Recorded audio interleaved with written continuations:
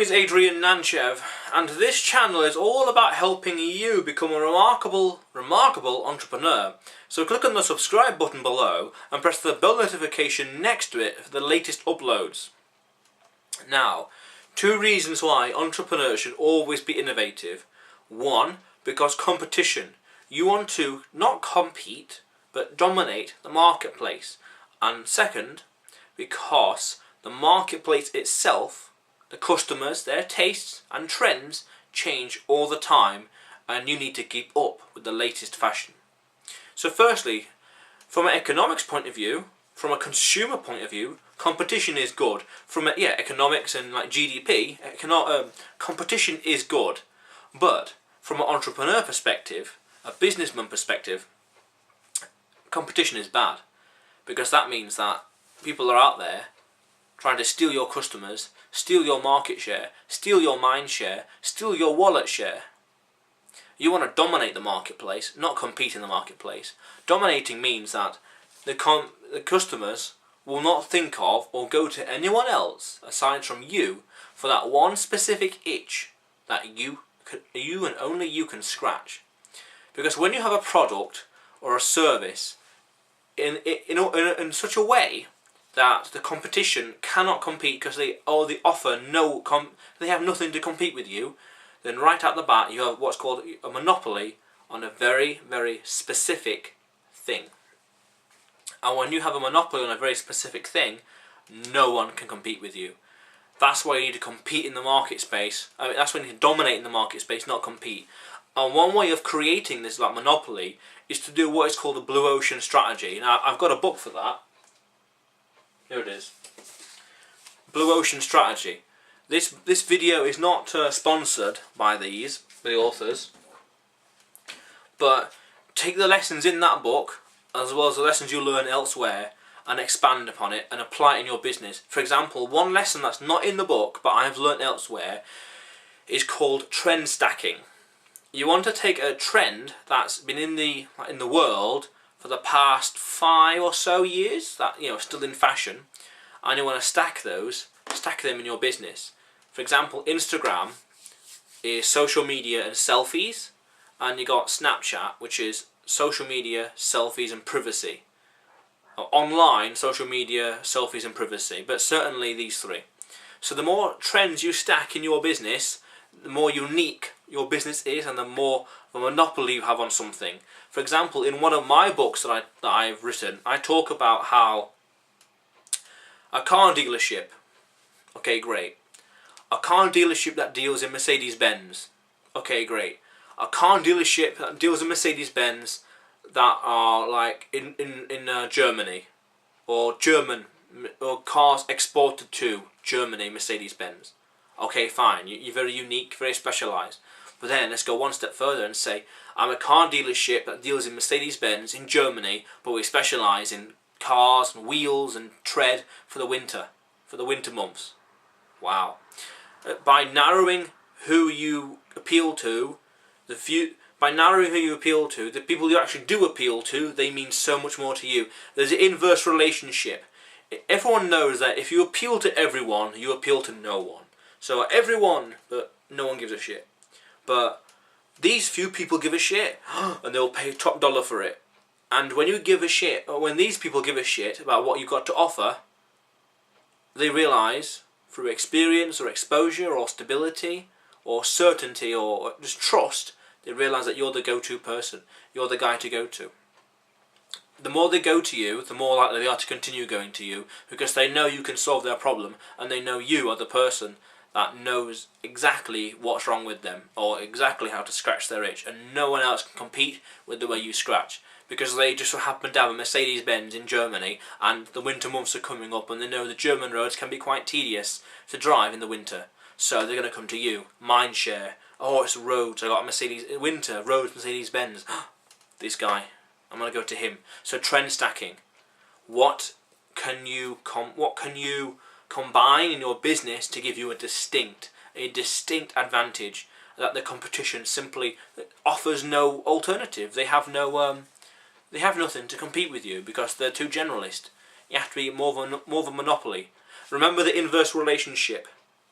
inverse relationship when I realised just now, when you appeal to everyone, you appeal to no one. No one gives a shit about you. But more mass appeal. But when you appeal to a certain few people, they give a shit about you big time. So remember that. And that, by the way, you will not find trend stacking. You will not find in this book. But this book I highly recommend for making competition irrelevant. Other thing is that you need to always be. The second point, why to innovate, is that you will the marketplace will always change. What we're selling today will not sell, not make money 15 years from now, 30 years from now, because the world changes. I look at some videos of sitcoms from the 80s. Look at today compared to then, and it's like that is the Stone Age. No mobile phones, no iPhones, all landlines with cables and everything, and big TVs and like weird fashion, and it's like ugh.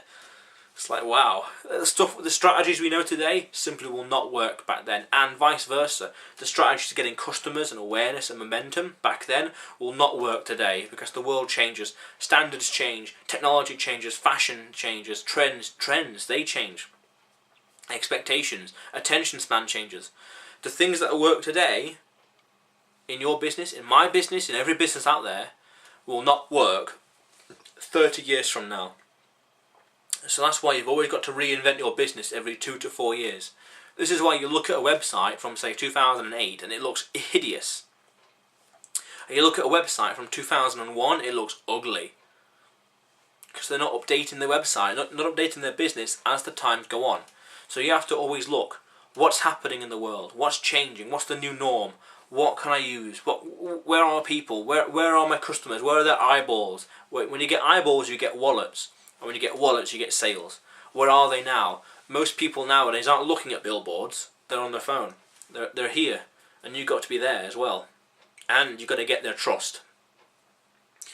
So that's where you've got to be. And then, say, 30 years from now, I don't know, we might all have glasses, or might not. 30 years from now, I think we'll still have phones, actually. But the phones we have today, the phones we have today, compared to 30 years from now, will look like the caveman. Caveman, I'm telling you now. iPhone, what are we on now? 7, 8, I'm not quite sure. I don't know. iPhone whatever will look like caveman tools compared to 30 years from now. Things will get faster and faster and bigger, and I'm telling you, screens will get bigger and faster, and who knows what else. Everything will get bigger and bigger. So you have to always compete, you have to always keep up to date with the market. Because when people's expectations change, or their standards change, you have to change with that, because you have to be adaptable to what they want. You can't always force them to adapt to you. Only some rare instances can you do this. McDonald's did this quite well in the 50s, where originally someone served them, came to the car, and now that people get out the car. These things do happen, like a paradigm shift, but you can't always control it. I don't know anything about that, and no doubt there are ways to try and persuade people into doing that. I certainly am trying that with my second business, some wacky, crazy product I'm flogging online. I don't want to go into too much detail on that, because I'm not here to promote that. But the point is, it's easier to follow the market and just serve the market, as opposed to lead the market and dictate them what they want. Steve Jobs did this quite well with the iPhone. He said, we're not just revolutionising one industry, we're revolutionising 3 industries, and he paved the way. That kind of stuff's hard to do. People can do it, of course it's doable. I don't know how to do it. Probably then that's to do with another book of mine just there, but that's something else for later on. But the point is, you want to innovate and always stay ahead of the curve. Always stay ahead, because you don't want to be competing in a market with dwindling profit margins, and knowing that 10 years from now, 5 years from now, your business model and the products and services will be redundant. That's the worst case. So the question of the day is, are you always innovating? Are you always innovating? I am. My answer to that is yes. For this channel, I realised, I think it was last night, or I'm pretty sure it was last night or the night before, I'm not quite sure. I realised that I've got to get a podcast up and running. I've got to do that, because it's awareness and attention. It's money leaving on the table by not having a podcast. So I've done a podcast before, but this time what I'll do is I'll just message people, invite them on, and we'll do a Skype interview, and it'll just be on, what's it called? just on YouTube, just episode 1, episode 2, just talking for an hour to people who are other entrepreneurs, getting ahead. You either need a blog or a vlog, or even both actually, and a podcast to get attention, to get awareness, to get eyeballs. So that's how I'm being innovative. How else are you being innovative? Lastly, remember that this channel is all about helping you become a remarkable entrepreneur. So click on the subscribe button below and press the bell notification next to it for the latest uploads. And go out there now and do something remarkable. How cool is that?